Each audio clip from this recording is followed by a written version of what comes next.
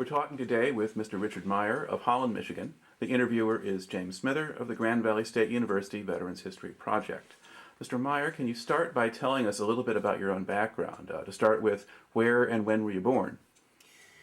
I was born in New Jersey, in a little town called Prospect Park near Paterson, and that was in 1922. It was a second marriage for both my mother and father, they both having lost their original spouse. I was the only child of that union. Okay. What did they lose their spouses? Was that the influenza epidemic of a few years earlier, or do you not know? Well, this was after 1918 when they had the flu epidemic. So there was 12 kids in that combined marriage, and I happened to be the 13th one. Wow. And I was the only one that came out of that marriage. And I reached high school education, and I had about 6 months of manual training in the metal school in Paterson. And I started to work, and I worked in metal trades for about a year until I was informed that the president wanted to see me. Okay, so let's back up a little bit. Now, was your father working while you were growing up? My father was working, but he had a stroke, and for the last 8 years of his life, he couldn't do anything. And we got along somehow, and there was no life-saving devices around at that time. Right. And all the other brothers and sisters got married, and I was the youngest one, and I was the only one in the family that got in the Army. Because the others had families already at that time. So by the time your father had his stroke, then it was possible for your brothers or sisters to kind of help your mother and... Oh, I don't think so. I think he was a little frugal, saving, and he had a little income here and a little income there. And we managed to. That's why I started working right away when I was 18 years old. I thought I'd better contribute to the families. Right. And I did that until I went away. And then when I got in the Army, I had I think they call it a Class E allotment, where my mother got some money from me and from the government. Okay. Now, do you remember hearing about Pearl Harbor? Yes, it was on a Sunday afternoon. I was sitting in my car, and we were at a Sunday school in the afternoon. My sister was in there yet, and I just turned the radio on, and here I heard about Pearl Harbor. And had you been paying much attention to what was going on in the world to that point, or? Well, not a lot. We didn't get any daily newspaper. We listened to the radio. My father used to listen to a guy named Lowell Thomas, and he called him Lower Thomas. But anyway, I guess it was pretty much of a complete shock, when that happened. And nobody else had heard of it at that time, and it just came over the radio. Sure. Yeah, and there it is, and then suddenly you're at war, and then Hitler joins in and decides to declare war on us too, and then you're in the middle of everything. Well, when the war started, did you expect that sooner or later they'd come around and draft you? And oh yeah, I thought that. While I was in high school yet, that last year, I graduated in 1940, and we had German classes, and they called me the Fooer. It was F-O-O-E-R. And I just had that nickname. A lot of kids in high school or college even pick up nicknames, and that's what I got. I wrote a diary in the, what do you call it? At the end of the year, they have this big publication. Like a yearbook, yeah. And I put on the end of it from the diary of the Fooer. It didn't get you in any trouble, though, did it? No, not at that point. All right. So you get your draft notice, and so that's the late in 42. Was that? Yeah, I think the first time I had to go down, I think it was in November of 42, and then I had a final examination on December 19th in 42, and then they gave 10 days to you to clean up your business and get ready. And then on December 29th, I went from Paterson down to Newark, and from Newark, they put us on a train, I think it was, train, and we went down to Fort Dix. And I was in Fort Dix just a few days, and I think before the end of the year, maybe the 30th or 31st, I was shipped to Camp Carson, Colorado. All right. Now, what part of Colorado was that in? Well, our emblem from our I was in the 49th Engineers at that time is Pikes Peak. Mm-hmm. We're right near Colorado Springs, right now where the Air Force Academy is now. Okay. And it was a camp at that time. It wasn't a fort. It was, relatively new. And that's where I trained. Okay. Can you describe a little bit what? Well, first of all, had you taken a long train trip ever before? No. So what was that like? Well, we were in compartments, not compartments, berths. Mm-hmm. And they slept two guys down below and one guy up. And I forget where I was, but they stopped a couple times. And there was a black man on there, and he used to sing, and he used to sing Bing Crosby songs to us. We stopped several times, and they made us get out in Nebraska someplace and running up and down to get some exercise. Mm-hmm. I think it probably took us about 2 days and 2 nights to get to Colorado. All right. And then what did you think of the place when you got there? Well, it was a nice place. It was very high altitude, and it's very, very, very cold. Mm-hmm. And we used to go on these forced marches, and some guys, if they didn't wear their woolen caps, their ears got frostbitten. And we went out on maneuvers in the mountains, and quite a few guys here got sick too from the cold. It was really cold. But it was a drier cold because they don't have the moisture we had in the east. Right. Now, how did you hold up physically? I mean, were you in good enough shape that you could adjust to all of that, or did you get sick too? Well, I did. I don't know what made it, but I really never was homesick at first, but a lot of guys were. I remember when we used to go on these hills, they call them the mesas. They were Mm-hmm. flat tops, and I could see down below the Rock Island Railroad would go along there once in a while, and I thought, boy, I'd like to go on that thing. Well, eventually, I think around the middle of the year or so, I think they gave us a time off there, and I think it was about 10 days, 14 days Mm-hmm. furlough. So you got to ride the train after all? I got to ride that train as a passenger, not as a troop guy. Right. Okay. They were packed. Okay. Tell me a little bit more sort of about the training thing. You said it's a new camp. Did you have regular barracks or Quonset huts or tents or? We were in barracks. Okay. Yeah, it was all rather new. And what sort of people were training you at that point? Well, there was a cadre there, and they had come mostly from other areas that had been in there, for quite a while, and they were the ones who trained us. Mm-hmm.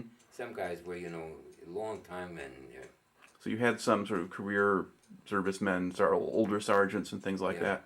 we had one guy, I remember his name was Rodriguez, and he really barked out the orders. Mm-hmm. Okay. Now, you had a lot of sort of marching and hiking and that kind of thing. Did they give you weapons training there too? In Carson? Yeah. Yeah. As an engineer, there's so many jobs. They trained us one time for maybe 6 weeks as a rigger, and then maybe 6 weeks as a demolition man, and then 6 weeks for rifle infantry, and maybe 6 weeks of bridge building. Okay. So you were already at this point assigned to the engineers. Oh yeah. So this was an engineers training facility. You weren't just someone who'd be a replacement somewhere else.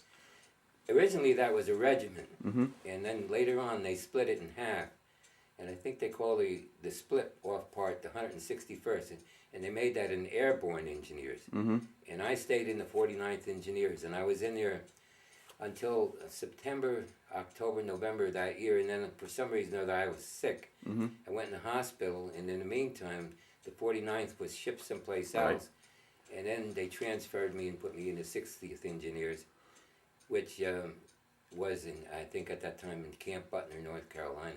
Okay. And is that where you were sent? That was where I was sent, and I was on maneuvers in Tennessee in early 45. Or early 44 maybe? Yeah, Before early, going over to early Europe, 44. And at that time, my father died. Mm-hmm. That was January 8th, 1944. And I got an emergency furlough, and at that time, we were near a little town called Tullahoma, Tennessee. And that was near Camp Forest, and I don't think that thing's in existence anymore. And then I went back there, and then to Butner, and I had my telephone and operators and so forth training there. I had radio training there, Mm-hmm. and then from there I went overseas. All right. Now, can you what sort of what was living in North Carolina like as opposed to being out in Colorado? Well, it was a lot different. There was a lot of pine trees in Carolina, and when we were there, it was a lot warmer because it got warmer there earlier than what it even did in New Jersey. Right. And we were there, from maybe January, and I think somewhere around May. I think we left there, and I think we went in Kilmer a little while, and then overseas. All right. Now, how did they get you over to England? Well, it was a convoy, and then I think it took about 14 or 15 days. Mm-hmm. And as far as you could see, it was ships, ships, ships. And of course, there's always rumors that there was submarines in the area. But our convoy made it safely. We had destroyers all around us. And then we went to England, and then we had to go to another place in England, and then a Canadian vessel escorted us to that. Now, when did you get to England in the first place? I guess it was early May. Okay. So it's before D-Day at that Oh, point. yeah. All right. You get there. Now, did you get a chance to see anything in England, or were you kind of had to stay on base all the time? When we landed in that second place, all of our gear was unloaded by the stevedores and whatever they call them over in England. And somehow or another, I was picked to stay with that with other guys to go along with that. So as our group went before us, we waited, and then we went. And we went on an English train alone with one of the guys in charge. Mm-hmm. And we went through like the town of Plymouth, and that was level. That was like our equivalent to Detroit. Mm-hmm. That was our auto center. Right. And we talked to somebody over there, and we talked to some girls over there. It was the first time we met English girls. And then some MPs must have known that we weren't allowed to walk around there, and so they escorted us back to the station, and we got in that station, and then we waited for our train to go again, and then we were reunited with our outfit. Mm-hmm. And we were on a, I guess it was a southern part. I know southeast or southwest. I think they call it Land's End. Mm-hmm.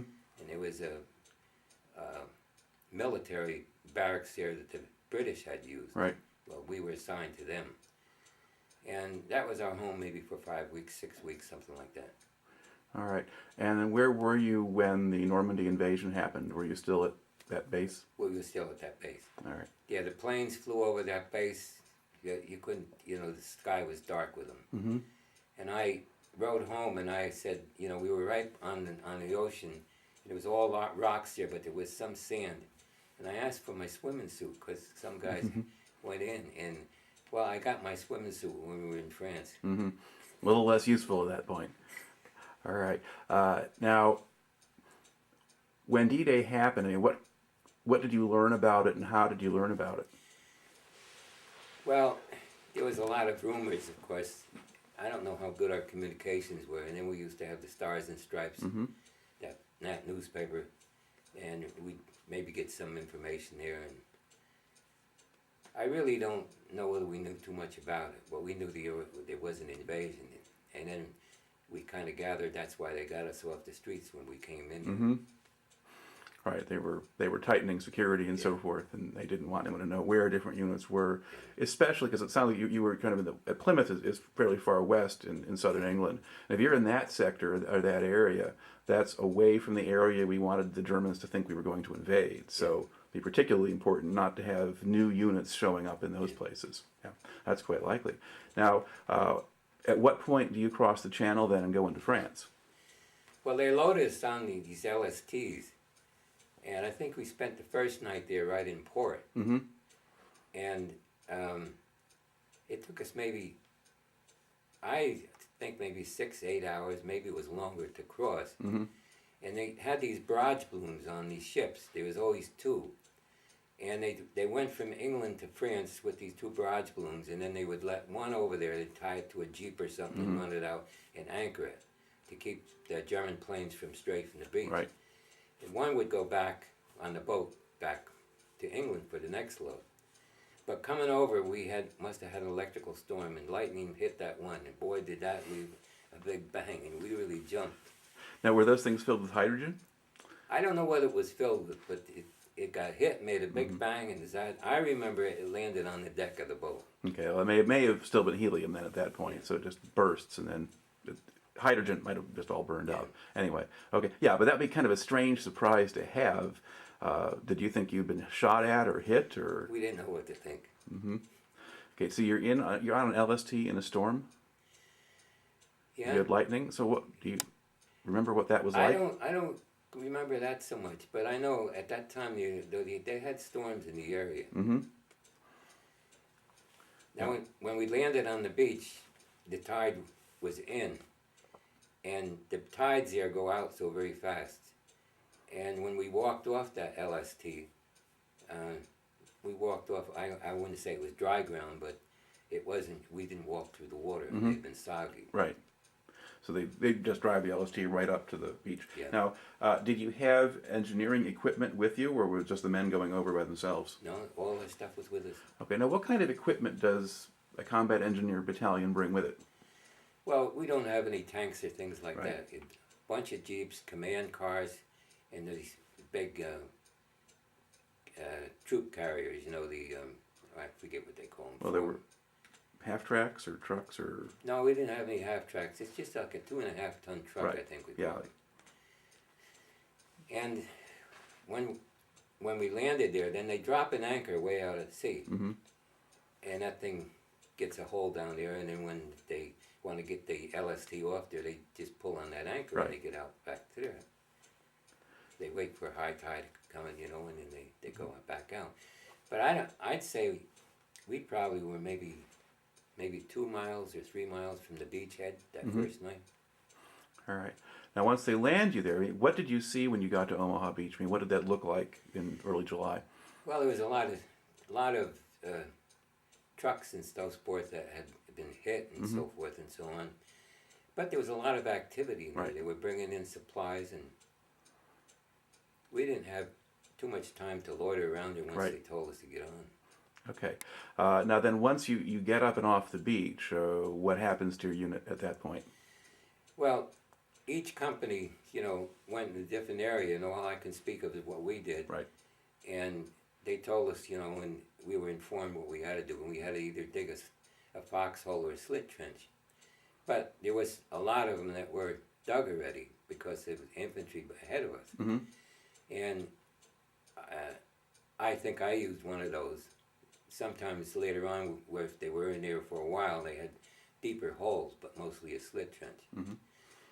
But there were shells going around, and you know, we could hear booming in that, and there was a plane always used to come over in the evening around dusk. We called him Bed Check Charlie, and it had a different noise. It was a droning noise. You could tell a German plane different than our own. And I don't remember how long we were there, but it was near the town of St. Lo, and that was our first big engagement. Okay. Now, before you go in, what did the French countryside there look like to you? Was there much damage or? Well, there was a lot of damage from the shells that were shot in from the ships out at Right. sea. And there wasn't many people around. I mean, whether they had gone in further or what, I don't know. But we didn't see too many people first off. We did a little later on. All right. And were you camped in the bocage country, in the hedgerow country, in the farms and all of that? Yeah, in the hedgerows area. Okay. First off, we had tank destroyers, and I don't know how they classify them against a tank, but they were with us. They were attached to the 35th Infantry Division too, Okay. and they would shoot, of course, and when they do, it was a racket, and they have a way of tracking them things, and we was always scared of that we were going to get incoming stuff. Mm-hmm. We did get some. There's some guys that got hit, shrapnel and so forth. But All right. So you're at this point, your battalion has been assigned to the 35th Infantry Division, and the division is organized into what they call regimental combat teams. So each infantry regiment is going to have attached units, including a company of engineers. In this case, some of the tank destroyers, and other kinds of units. So you're part of a combat unit. yeah. And then the 35th, you go forward and you go in to the Saint-Lô attacks, and what did your company do in that part of the campaign? Well, I was in the communications, and we operated a switchboard, and that had to go 24 hours a day, 7 days a week. Okay. And usually the division headquarters would come in and lay a line to us. And then we'd have to lay a line to each of our companies if they were near enough. Right. And the different, we have G1, 2, 3, and 4. And every one of them would be in a tent at first, and we'd have to lay lines to them. And we'd have to maintain them going out at night. The wire that we used, if I remember, it was four steel and 3 copper, or just the other way around. And if that got shattered and broken with a bombshell or something, we'd have to go and find out where the break was and fix it. Right. Okay. Now, how close would you get to the fighting at a point when your units are going in and attacking? I really don't know. Maybe those guys that were on the front, they would call us rear echelon, but I kind of think we were closer than that sometimes. Well, did you come under artillery fire or mortar fire or anything like that? Not mortar, artillery, I'd say. And I don't know, maybe some of it was from tanks too, I don't know. Yeah. Well, tanks will usually use direct fire. That is, they would shoot straight at a target. So if they couldn't see you, they probably weren't shooting at you. So most likely, but then otherwise, I guess you could tell by just the angle at which the stuff, if it's landing on top of you from above, that's probably artillery.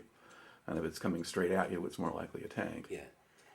I don't know, one time that platoon that I was in B Company, I don't know whether they were picking up a minefield or laying a minefield, but they had a couple of these 2.5-ton trucks there. And on a mine, you usually have a thing called a spider. And you put that underneath there, and then that's supposed to be a safety factor. When you lay the mine and you want it to be activated, you take the spider off. You make a map, and you know where you hid those. And if it has to be packed up again, you have a map of where you laid it, and you put those spiders on. Well, they don't know yet to this day, but probably mortar fire or something, or maybe one of these mines went off by itself. But there was about 40 guys who were killed.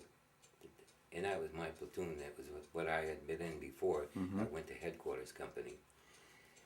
And these guys, there was only a couple of them that were down in a little valley or so. Some of the guys couldn't hear for days. Some of them were really badly shaken up, but there was about 40 of them that were killed. So were they in the trucks when the mines went? They were walking around there, either picking these mines up or bringing them or getting them. But then would one mine do it, or did a whole bunch of them go off? The whole trucks blew up. Oh, it was a truck full of mines. Yeah. Oh, okay. Yeah, that would be a pretty big problem. Yeah, so it's a good thing you were not there at that particular point in time. All right. Now, when you're working, you're attached to the headquarters company and so forth, who were you working with? I mean, how many people, what ranks? Well, there was 7 in ours. And the guy who ran it, he was... they call him a tech sergeant. That's 3 up and 2 down. His name was Coppage, and he came from Missouri. And he was supposedly the boss of us. And I guess counting him, there was 8 of us, maybe.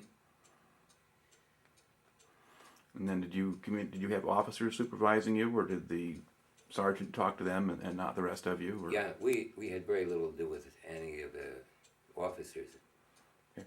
Well, how much would you know about what was going on if the units you were attached to were actually engaged? Sometimes you're operating the switchboard.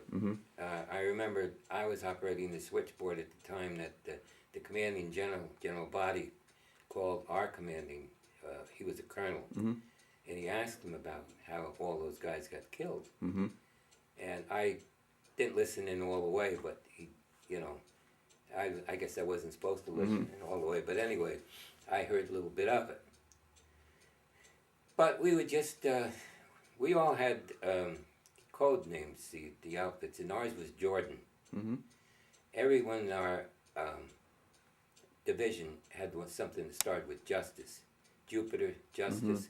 I think 35th Infantry was Justice. And you'd answer it that way then, then the person who was calling would tell you who they wanted to speak to, and then you'd have to connect them. Right. Okay. Now, at Saint-Lô is the area where the Americans eventually broke through to break out of Normandy, and part of that campaign involved a massive aerial bombardment, Yeah. kind of a carpet bombing attack. Now, did you witness any part of that, or the planes going over, or anything like that? Yeah, the sky was dark with the airplanes. And what we seen all the time was P-38s and the Thunderbolts. Those were the most common planes that we Right. seen. Because those were tactical support aircraft, the fighters and Yeah. fighter bombers that would come down and Yeah. fly close support. But this time you had all the big heavy bombers flying over. Oh yeah. Okay. Now, from where you were, could you actually hear the bomb blasts or feel the effects, or were you far enough back that you really couldn't? That's really too sharp in my mind. I don't remember that. So you couldn't have been too close then. Not at that time. All right. Now, did you go through Saint-Lô on the way forward? Oh yeah. And what did that look like when you got there? It was pretty devastated. And there was one guy in one of our line companies was shot at, a sniper in there. And we kind of went through there. We were just wondering, what was going to happen to us. It wasn't a good sight. Okay. Now, as you go forward and through there, did you see any of the Germans? Were there German prisoners coming through or anything like that? When we were there, I remember seeing dead ones.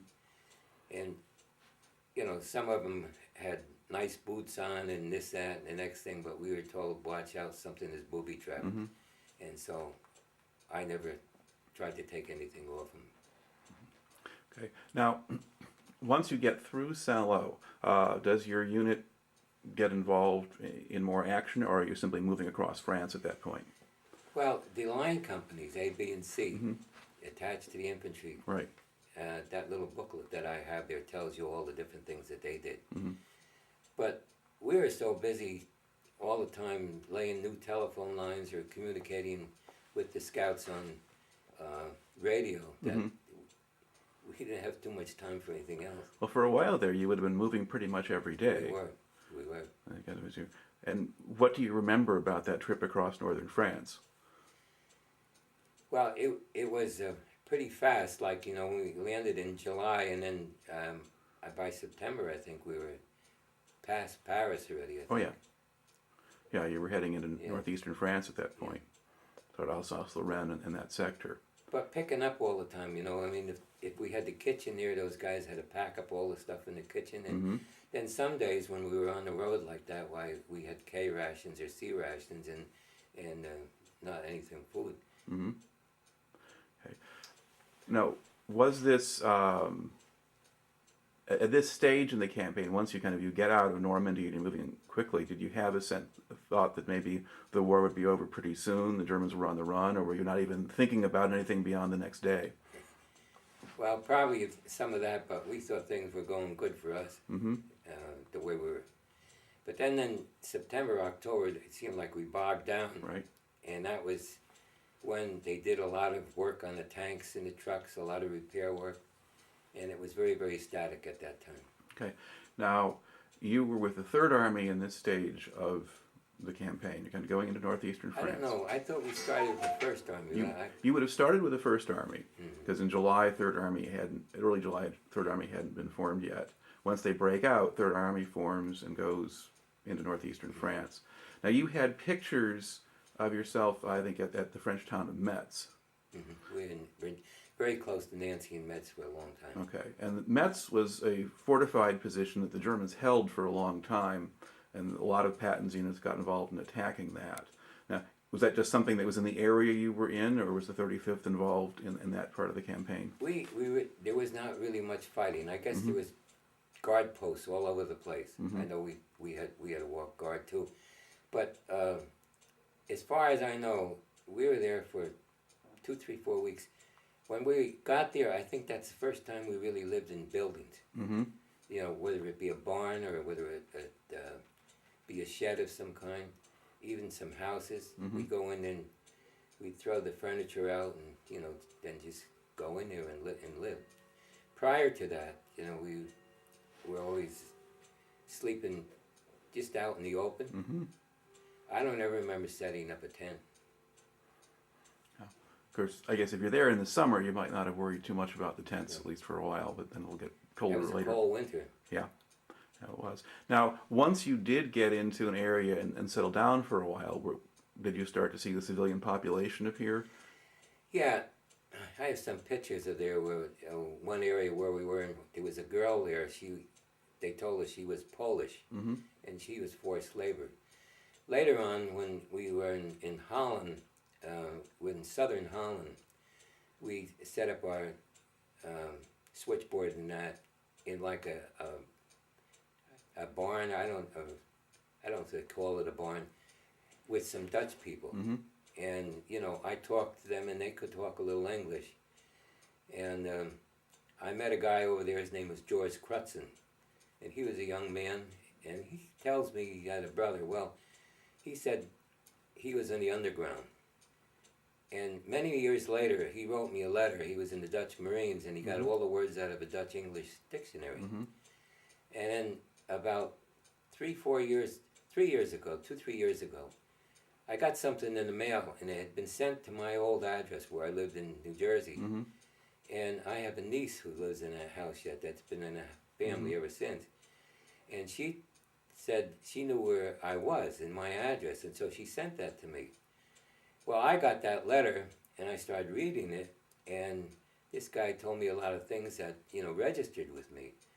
And so I wrote him back, and I just thought, well, I'll put my email address on there. Mm-hmm. And a few days after he got that letter, it didn't take too long to get there. Here I had an email. Mm-hmm. So I corresponded with him a few times. And he eventually landed with the American Army, and he could speak Dutch, he could speak German, and he could speak English. Mm-hmm. And they carried him along for a long time. And they gave him the rank of a sergeant. This guy got schooling under the GI Bill, Mm-hmm. being a Dutch citizen. And he worked for some firm over there, and he made many, many trips to the United States. Mm-hmm. He even came to our town here of Holland long before we landed here. And he married, and he had one son, and he lives in South America someplace. Mm-hmm. He says he's a shrink, and he says his wife is a shrink. And he would go back there quite often. But I thought that was pretty neat that I met this guy. Mm-hmm. All right. Now, did you see much of the French population in that area then? Not as much. See, I think we were more in a move at that time. Mm-hmm. And we usually would not be in cities. We'd be more out in the open country. Okay. Yeah, because you were in the Metz area, northeastern France. There, I mean, Yeah. you stay there for a little while, but for the most part, at that point, you're steering clear of the civilians, or they're just not around where you are. I had a pass to Paris, and I don't know when that was. I guess maybe it was overnight. I don't know. I don't remember sleeping there, but that could be. And then I had a pass to I think Brussels. Mm-hmm. Later on too, one time. And we had what they call the R&R in Holland one time. And we were in a school, I think, there, that they set up some bunks for us. Mm-hmm. The first real good shower I had, we had some showers that they set up once in a while, but was in a coal mine in southern Holland. Mm-hmm. And these workers had ropes on the side of the building, and they would leave them down, and it'd come down on a pulley or so, put their clothes on, and pull them up, so the whole ceiling was all full of clothes. Mm-hmm. But that was nice hot water, and we had to have showers there. Yeah. I mean, was it possible to sort of shave every day or that kind of thing, or did people not do that? I think we shaved quite often, but I don't remember having a beard. But All right. Now, so you're basically you're doing communications and so forth. So your work is sort of laying lines and so forth. So when your unit stops someplace for a while, do you have nothing to do or you just man the switchboard, or? well, we used to play a game called Hearts, and I don't know, with the Hearts and the Queen of Spades, I think. I've forgotten it Yeah. now. But we'd play, and usually the same partners, and we just keep a score, and usually at the end of the month we'd pay up, and maybe it was $1 or less. Nobody ever made any money. I think we played for a penny a point. So. But we did that. So you play a lot of cards and. Yeah. Not a whole lot else. All right. Now,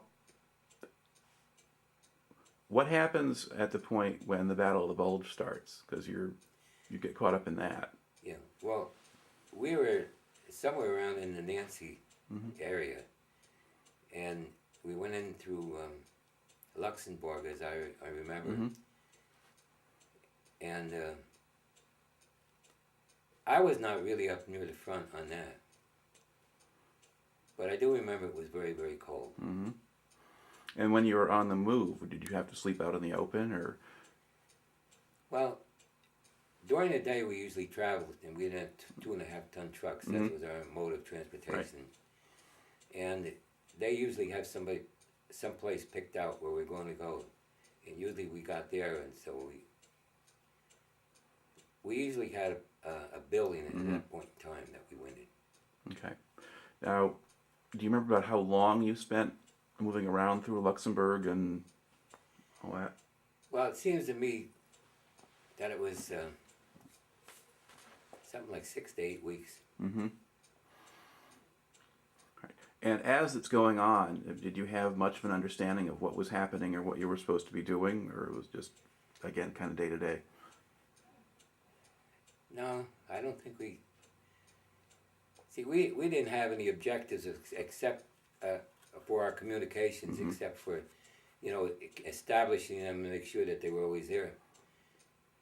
But our line companies, they were with the infantry, and Mhm. they were there.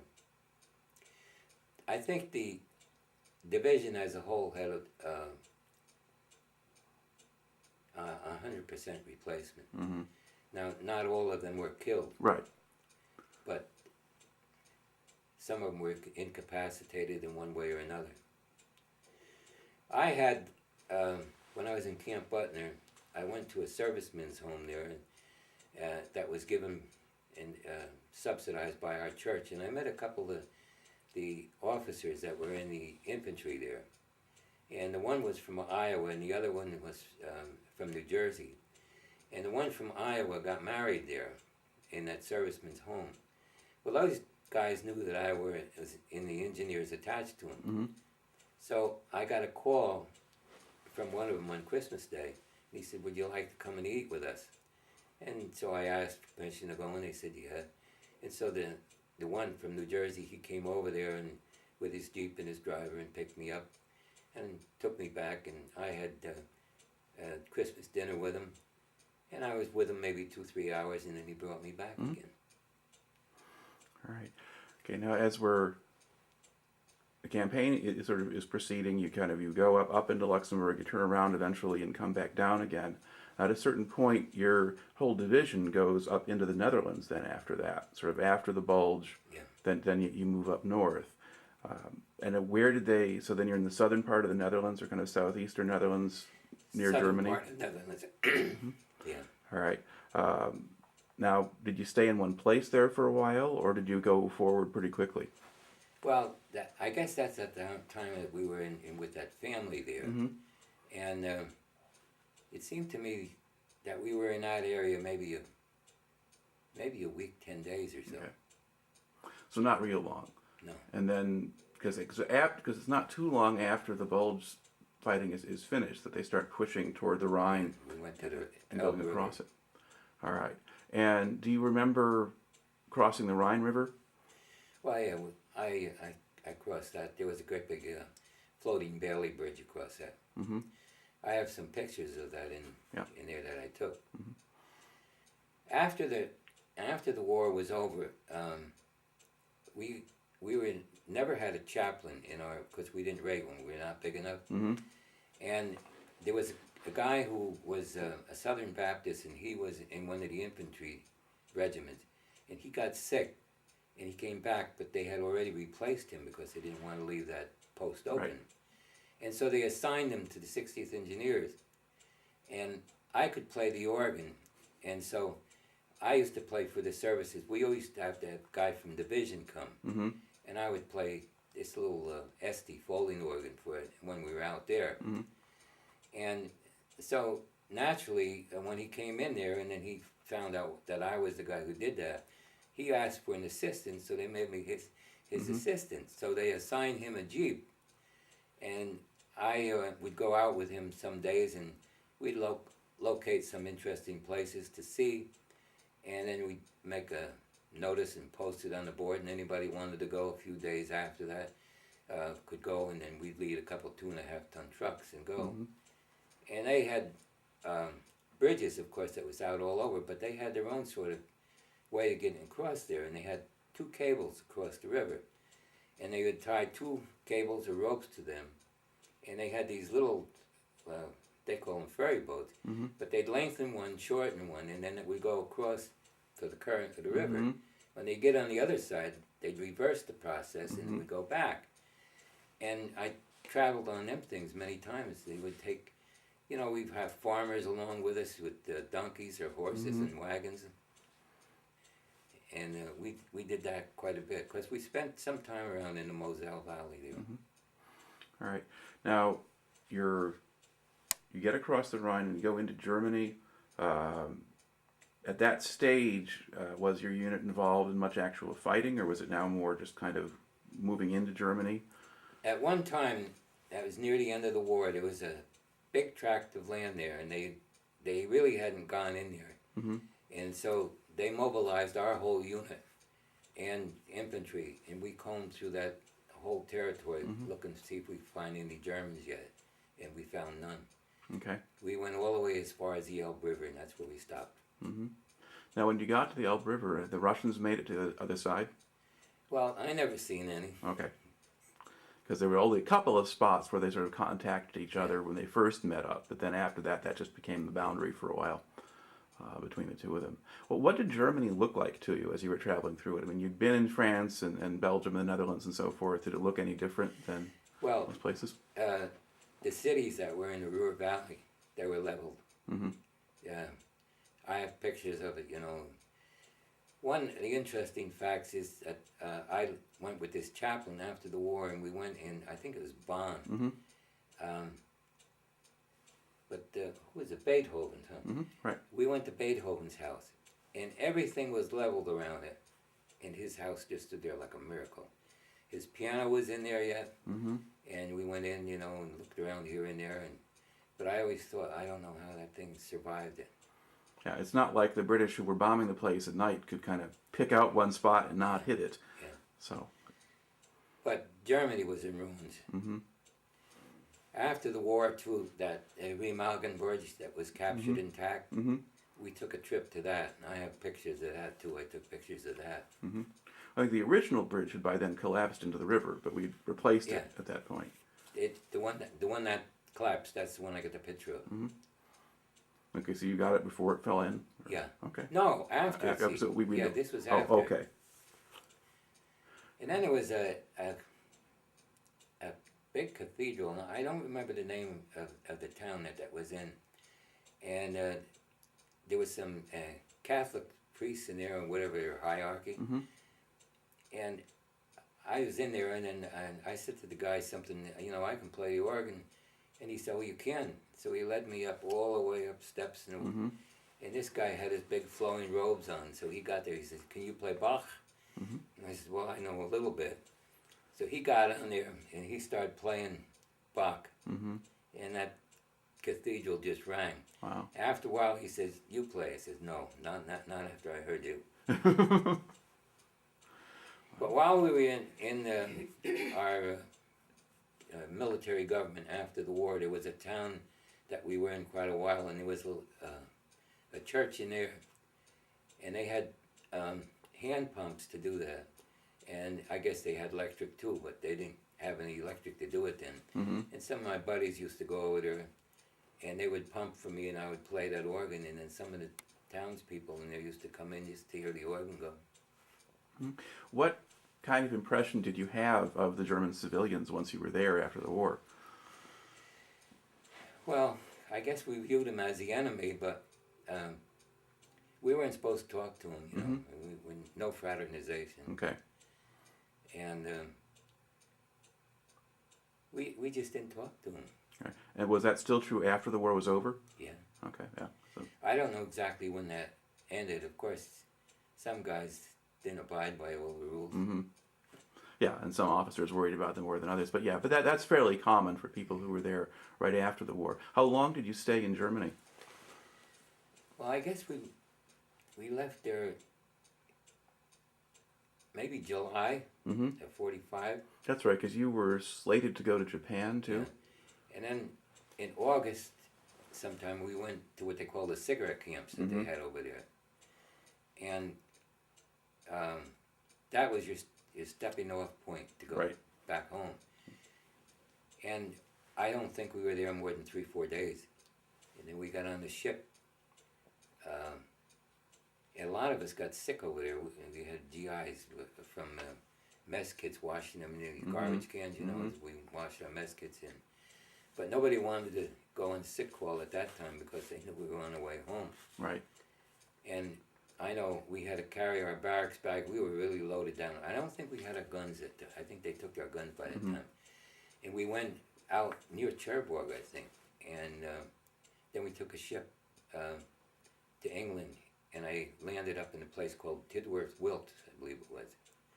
That was a British base. Mm-hmm. And we were only there a couple days, 3 days. Mm-hmm.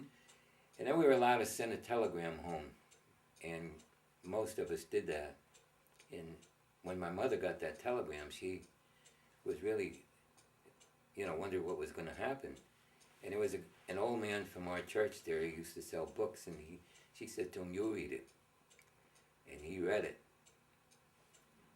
And it just said that I would be home in a couple Right. days. Of course, at this point, I mean, she knew you were in Europe rather than the Pacific, right? Yeah. Yeah, and so if you were getting a telegram in July or August, well, we weren't fighting the Germans anymore, so probably you weren't getting killed. Yeah. But you could never tell, you know. Mm-hmm. And I come home on the Queen Mary, and when we went on, they gave us a color. I don't know, it was 2 colors, red and green or whatever it was. And one group got to sleep in the beds that night, and the other had to find a place anywhere they could. And I was very fortunate. I got 3 nights in the bed, and that next morning after the 3rd night, we were in New York City. Mm-hmm. That was one of the virtues of taking the Queen Mary. She was fast. Yeah, it was Not fast. not riding a Liberty ship and taking No, 2 weeks. It Yeah. was fast. All right. Now, once you got back to New Jersey, what did you do? Well, we were in, I don't know, maybe 4 days, and they had German prisoners of war here. They were serving us. Right. And our first meal, as I remember, was a steak dinner. They give you a ticket for that. Mm-hmm. And then they issued us leaves, and I think the first one that they gave me was, I think it was 31 or 32 days. And different of our own troops that were in there, they asked how many points you got. Mm-hmm. And I told him how many points I had. He said, "You're out." So I went home, and before I had to go back, I had a telegram, take 15 more days. Mm-hmm. So I was at home a total, I think it was 47 days. And I bought a car, and that time I was home, and there was hardly anybody home. Mm-hmm. And I had done this for 3 years, and I was ready to, I said to my mother, maybe I want to re-enlist. And she said, no. So when I got a car, she thought, yeah, when I talked about a car, I get the car, and maybe that will keep him home. Mm-hmm. So I went back to camp in that car, and we were discharged on a Sunday, maybe 4 or 5 days later, well, from the separation center. And I took a bunch of guys. There were a lot of guys in there were from New York, Brooklyn, Bronx, and that. And I took them up to Newark, and they got on the train there and went under the Hudson Right. River home. And I came home, and I got home kind of late that night, around 7 o'clock or 6:30 or so. And we had an evening service, and I went to it, and then I met her. That's the night I met her. All right. Now, at that point, what did you go to work? Did you get a job or go to school or? Well, we were supposed to be given our old job back. Mm-hmm. And I had worked for a company called Bogue Electric Company. They made electric generators and things like that for the Army. And so they were supposed to give me my job back.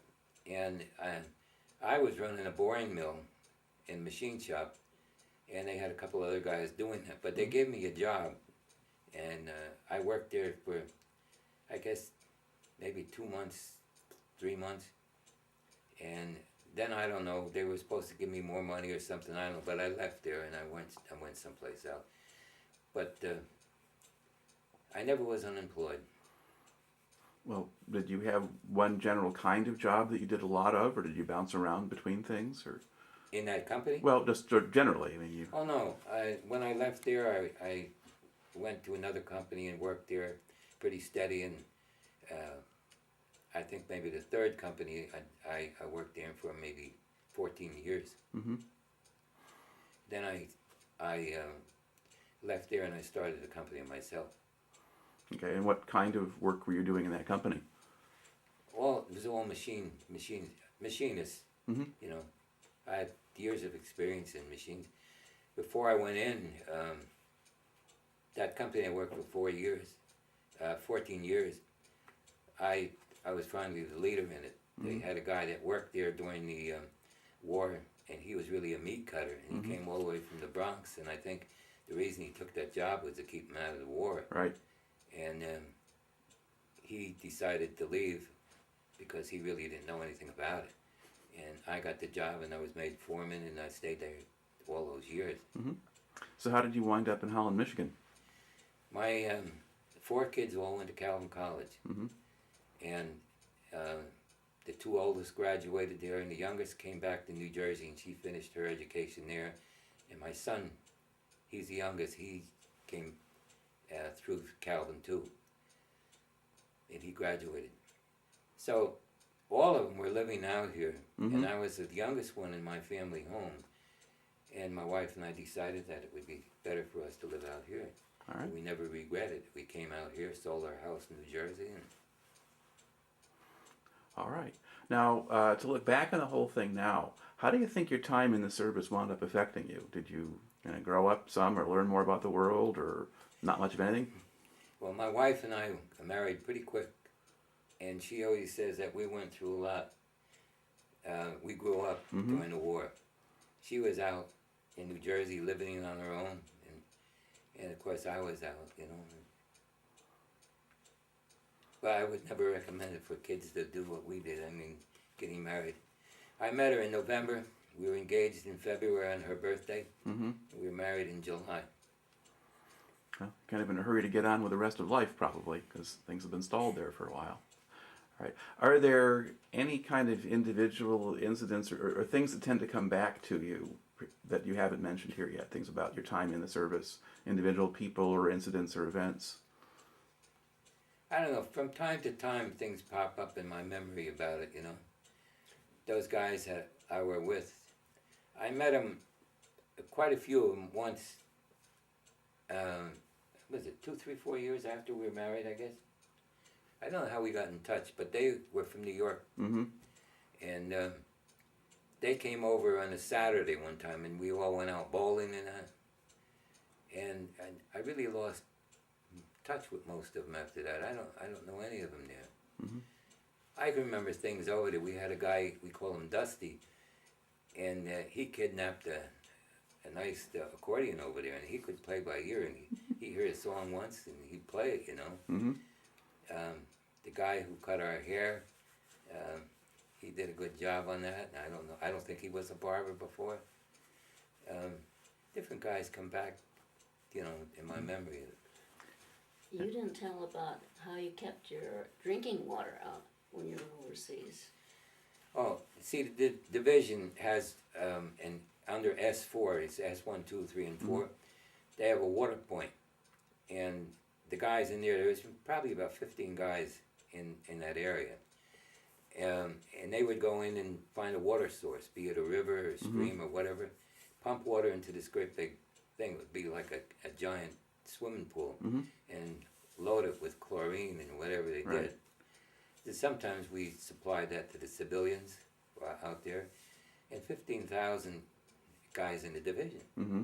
And I imagine there was a lot of independent places got, you know, things that were attached here and then there and that got water from us too. Right. So but that was a particular thing that you were involved in directly, or you? No, worked I with? wasn't involved directly in it, but you know, it was with us. You know, and I knew it. I knew some of the guys over there. You know, of course we had contact with them. They weren't very far from us all the time. All right. Actually, that question of what do you do to provide clean water for that many people? It's not something that comes up. I guess you just assume that water appears someplace, or you get it out of the tap or out of the river or something like that. But Yeah. at least in Northern Europe, at that point, all sorts of things could be in the water. I don't remember exactly what it was, but it was during the summertime. One time we were near a place where we could swim, and so a lot of us went in swimming over there. It was pretty hot over there, too. But it just seems, it's a page that I remember, but it's so long ago. Oh. Well, it doesn't sound as if you went through stuff that was particularly traumatic. I mean, you weren't being shot at a whole lot or No. other things like that, and so you were fortunate in that sense. Yeah. And it's just a piece of something you did when you were younger. Yeah, they told me what to do and I did it. Whatever they told me, I did. But fortunately, I didn't have to shoot a guy. I went hunting with them when they cleared woods out and so forth. But I never had to shoot a guy. Yeah. Right. All right. Well, thank you for taking the time to talk to me today. Okay.